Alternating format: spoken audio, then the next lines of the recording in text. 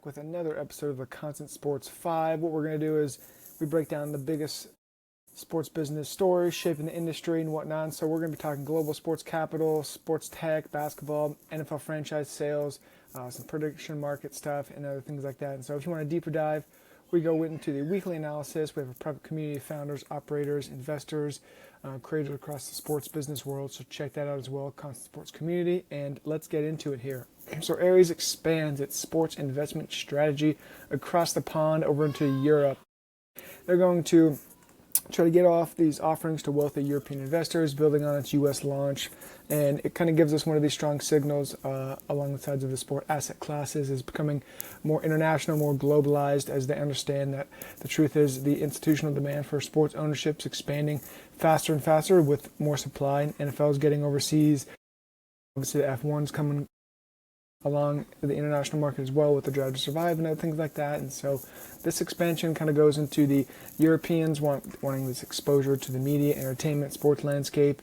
Ares sees the multi-billion-dollar opportunity ahead with its global ecosystem. Cross-border ownership is becoming more normal as we see obviously a bunch of United States athletes getting involved in Premier League soccer and other things like that. And so kind of the next phase is this global institutional capital kind of meeting these sports asset class in of itself. So it'll be interesting to see where it flows from here.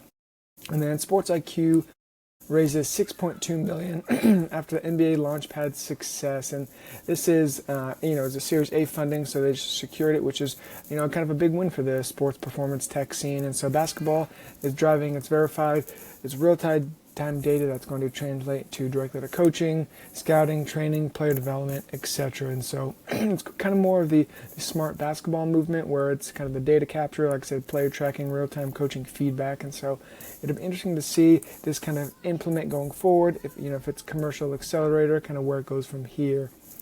Number 3 is the Seattle Seahawks begin the formal sale process. So they've officially began their formal sale process, and people are saying north of $6-8 billion sale we're going to see. So the NFL is obviously the crown jewel of the United States sports market and international, maybe even as well. Franchise scarcity is unmatched. These come up every so often, not very often. Institutional capital plus the billionaire families. It's kind of a will for battle and ownership, you could say. I think this valuation is really going to set the shape for the next wave of NFL expansion teams, possibly, as we see maybe in international waters. So that could be interesting as well. And so, yeah, like I said, I expect the sale to be north of $7 billion, depending on the debt, kind of the state requirements as the owner passed away and different prospective partnerships. Along to Novig raises its $75 million to pivot toward prediction markets. So we've talked a lot about in the past month or so about these prediction markets, polymarket Kalshi kind of getting in with Giannis Antetokounmpo becoming a forefront on the polymarket scene. And so Novig is this peer-to-peer sports betting platform, monster $75 million Series B round.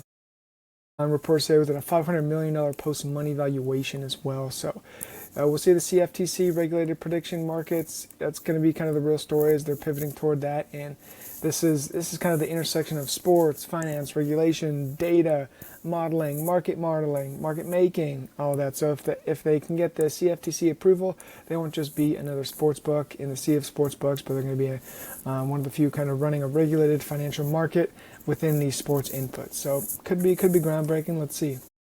And then lastly, Callaway reported a $66 million Q4 loss, and it came in way below revenue expectations.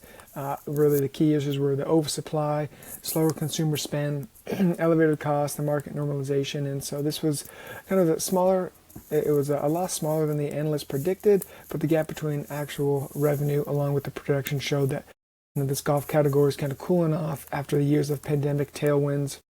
It's just a big jump coming back down now. So one of the biggest boom cycles in modern history with this golf boom is kind of seen a correction here recently. So that was the Constant Sports 5 for this Friday. Had a lot of fun. And if you want to go in deeper conversations, we have a weekly podcast as well as a community. And make sure to find us there on all socials. And we'll see you next week.